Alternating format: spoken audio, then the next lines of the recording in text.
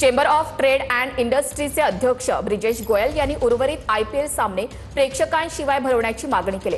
मर्यादित स्टेडियममध्ये सामने भरवून पंतप्रधान मोदींनी केलेल्या आवाहनाला पाठिंबा देण्याबाबत गोयल यांनी क्रीडा मंत्री मनसुख मांडविया यांना पत्र लिहिलं आहे।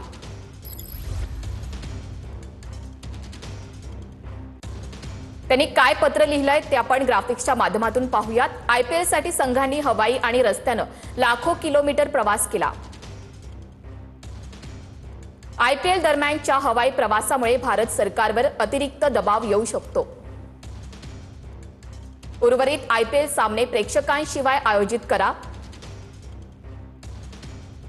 सरासरी एका सामन्याला सुमारे 50,000 प्रेक्षक उपस्थित असतात। प्रेक्षकांना येण्यासाठी हजारो लिटर पेट्रोल डिझेल लागतं। प्रेक्षकांशिवाय IPL आयोजित केल्यास तेवढ्या इंधनाची बचत होऊ शकते, असं त्यांनी या पत्रामध्ये नमूद केलंय।